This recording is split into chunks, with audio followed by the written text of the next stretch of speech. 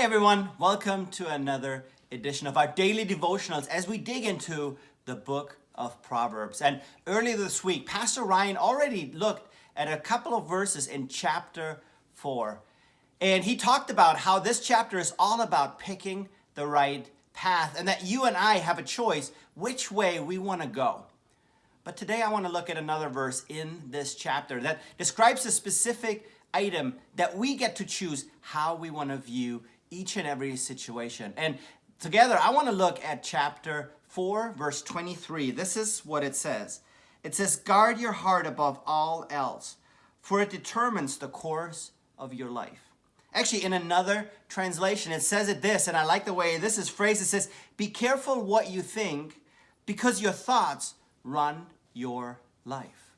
And so we have all sorts of opportunities to look at situations differently, to assess where we are. And I don't know what kind of week you've had. I don't know what kind of day you're facing today. But what I do know is that this verse gives us the chance and the control to saying, how am I thinking about my thoughts today? How am I addressing the situations that God has placed me in today?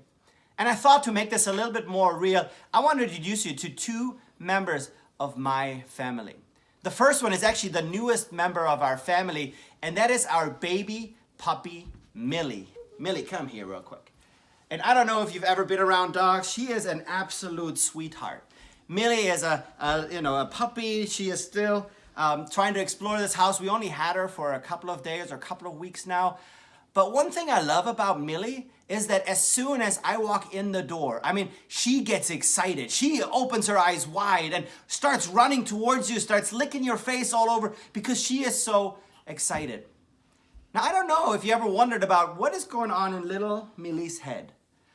You know, the question is, well, I'm thinking in my mind, she's thinking, okay, it's 8 o'clock. I get to go up. I get to be alive today.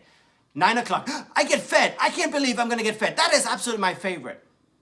9:30, I get to go outside. I get to play outside. I'm going to get to run around. Oh man, I love my life.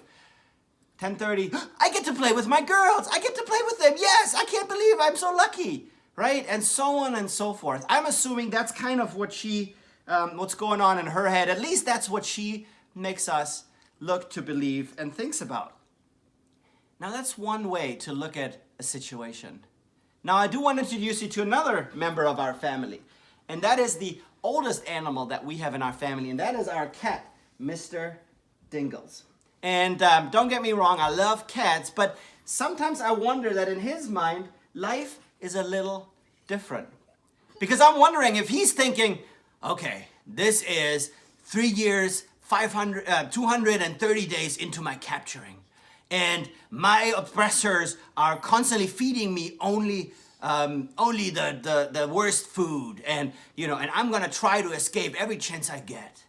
Maybe I'm gonna try to trip them up and hurt them while walking down the steps by getting in the way of their feet, just to see if I can hurt them the same way.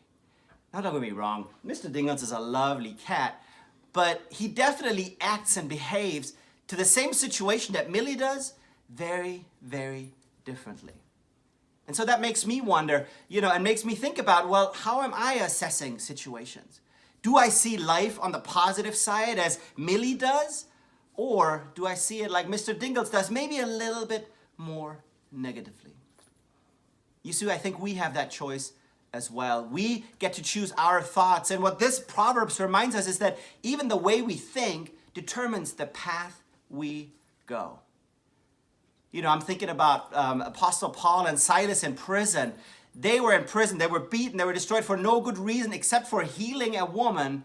And they had a choice to make in that prison, right? Probably more worse of a situation than I'm in today. They had the choice how to react. Well, what did they do? They started to worship. They started to sing praises to God.